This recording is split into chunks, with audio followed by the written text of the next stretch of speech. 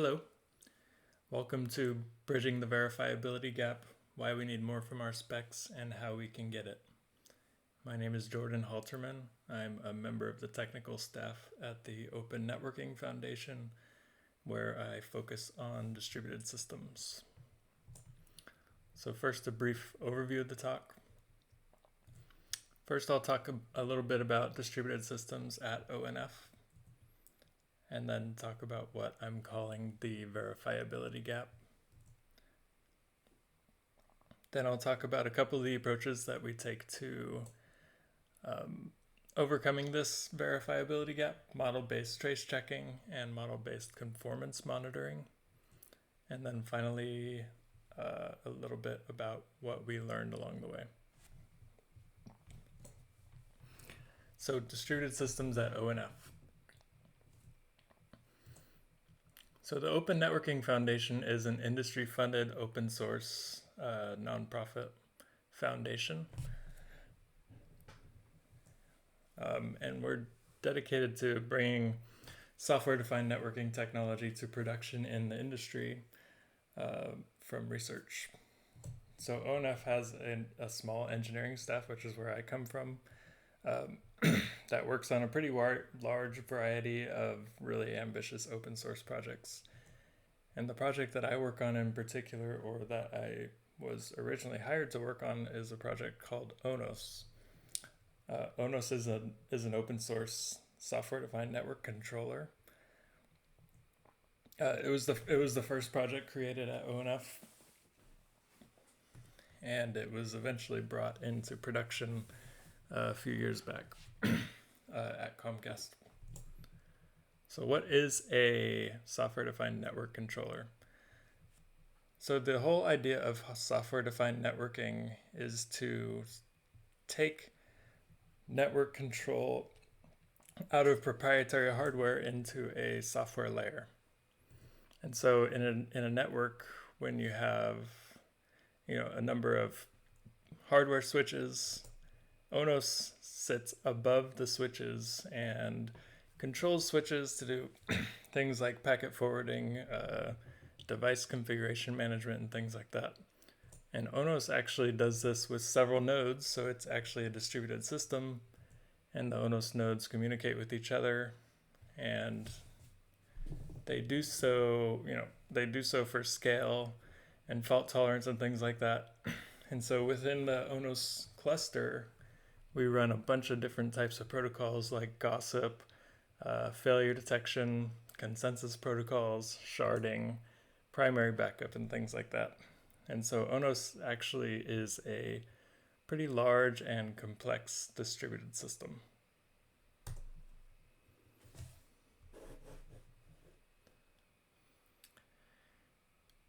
And so that brings me to our use of TLA Plus and what I'm calling the verifiability gap. So in 2018, we began field trials of ONOS to bring it into production at Comcast.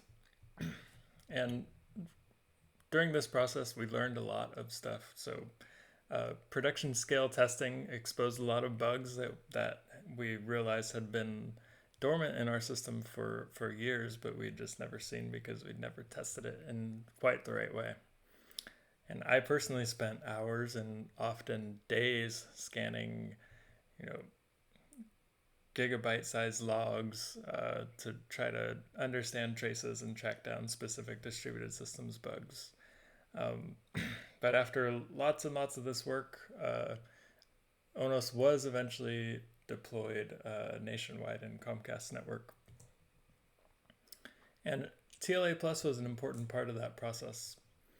So during that process, we used TLA Plus to design new distributed systems protocols, improve existing protocols, and some examples of the types of work that we did with TLA Plus were we used it to extend the RAF consensus protocol, used it to build new distributed locking algorithms, design custom primary backup protocols, and we've even used it for some research using software-defined networking techniques to build new consensus protocols. And so TLA Plus was really critical in helping to validate solutions for a lot of bugs, but we felt it could have been more effective if we'd been able to use it in the initial design of the system. And so fortunately for us, in 2018, our team, the ONOS team, began rewriting ONOS. Since the ONOS project had begun, we'd seen the rise of the cloud and projects like Kubernetes, and so we wanted to rewrite ONOS. And so what this represented for me was opportunity. And the opportunity was to try to sort of rethink how we were designing and developing distributed systems in ONOS.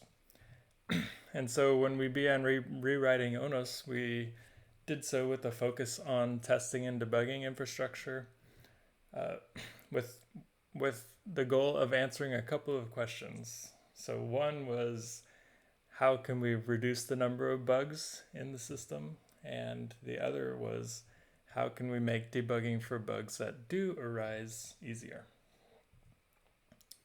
And so the solution for us was a new commitment to TLA Plus as well. And so from the start, we began using TLA Plus to design parts of the new ONOS system. We used it to document and verify the algorithms that we were using, and hoping that the specs that we wrote would provide a foundation for experimenting with enhancements in the future. And so far in rewriting ONOS, we've used TLA Plus to design new leader election algorithms, verify control loop logic, design distributed caches, and more. But the problem that we ran into was, so now we're using TLA Plus for all this stuff, and so we know, even if we know algorithms are correct, how do we know the code is correct? And so this is the verifiability gap that I'm talking about. And so what would our ideal solution to this gap look like? Well, when we design a new algorithm with TLA Plus and verify the algorithm with TLC, we thought we should be able to then implement the algorithm with whatever language the language of our choice. And after doing so, we should be able to verify the implementation using our TLA Plus spec. And when bugs arise, debug the implementation using the TLA Plus spec, which contains everything that we should need to be able to do that. And so why do that with TLA Plus though? Well, our algorithms are already specified in TLA Plus. And so using an alternative tool to do this would sort of present the same problem as writing the implementation does, insofar as trying to make sure that the implementation maintains consistency with the TLA Plus spec. And sort of being able to use TLA Plus to verify the implementation could also help encourage engineers to use TLA Plus to design new algorithms as well.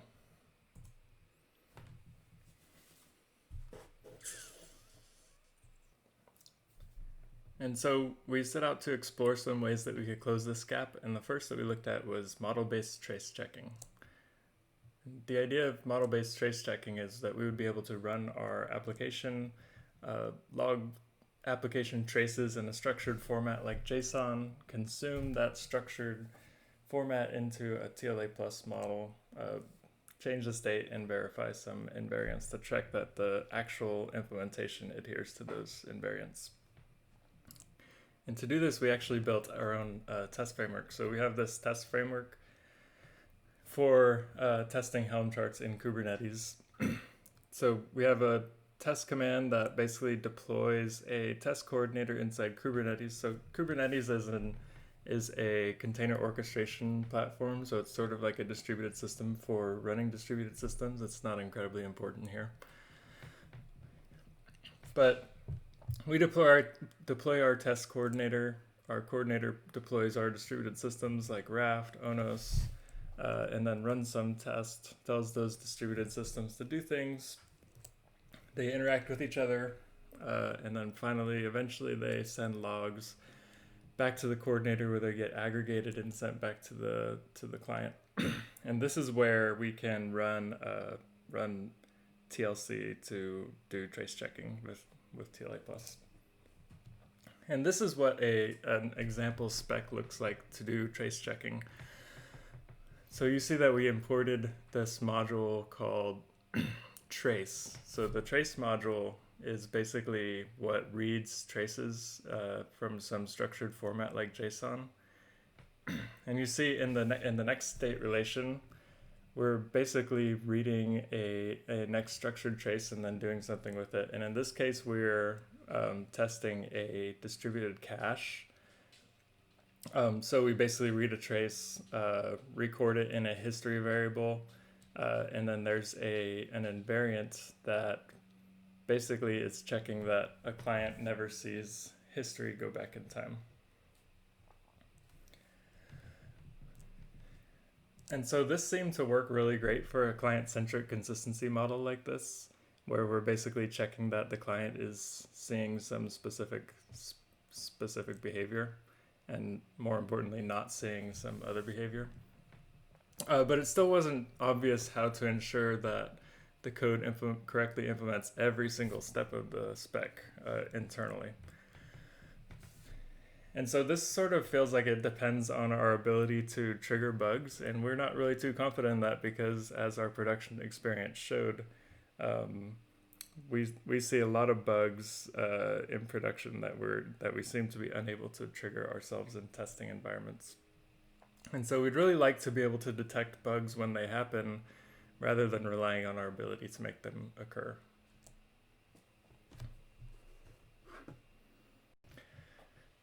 And so that brings us to the second approach we took to verifying our implementations, which is model-based conformance monitoring. So the idea of conformance monitoring is it's very similar to trace checking, except we're doing it in real time so that we can try to catch those bugs that happen in production.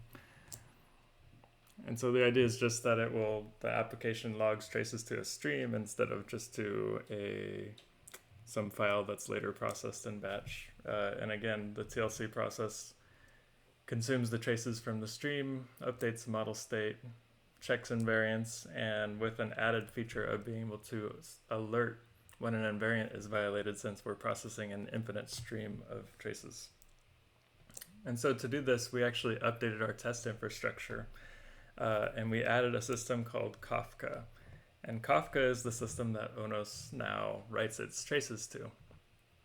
And so what Kafka is it's actually a distributed fault-tolerant log, which sort of in this architecture acts as a buffer for the traces coming out of ONOS and then going into the model checker. And so then the model checker runs on the other side of Kafka. There's a model input to it. It reads traces as fast as it can, while the other side writes traces as fast as it can. And then TLC does its thing, which it does great. And this is what the conformance monitoring spec looks like for the same distributed caching algorithm. Let's look at it up close. There are just a couple of differences. So we're again tracking the offset.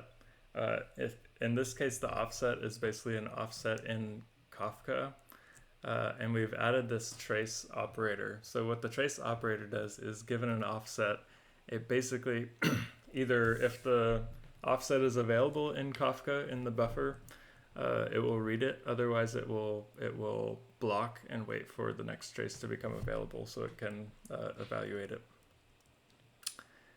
And again, we're just checking the same invariant, basically verifying that the history will not go back in time. But in this case, we've also added an alert operator.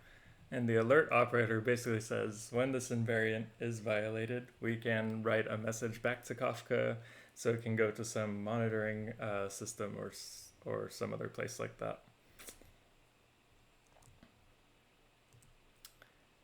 And so there are some challenges with this that we are still working to try to overcome. One is it's really difficult to figure out how to limit the size of the trace in an infinite stream. You know, if we want to be able to, when an invariant is violated, identify the trace that led to it, we're basically dealing with an infinite trace, which becomes very difficult to figure out how to handle.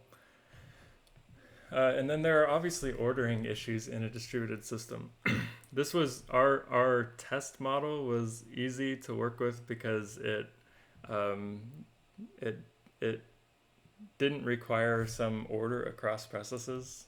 Basically, we're just establishing that the history is ordered within some single process, but it becomes a much bigger problem when you need order across processes. And so, obviously, one way you'd have to do that is perhaps rely on timestamps for ordering across processes, which isn't always ideal, but maybe it's okay for model checking or for basically a monitoring system like this. And so again, it feels like it works best for a client-centric consistency model like the one in our example. But there may be some ways to improve it so you can do ordering across processes.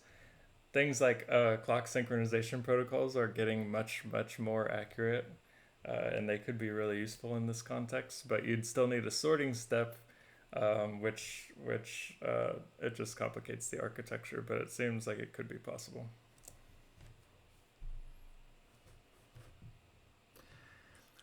So that finally brings me to what we learned along the way. So I think what we learned is that it's generally possible to use TLA plus to check traces, and we're sort of fond of the approach. But like I've said a couple times, it seems to be easier to test local invariants than global invariants, which might have to deal with ordering issues across multiple processes.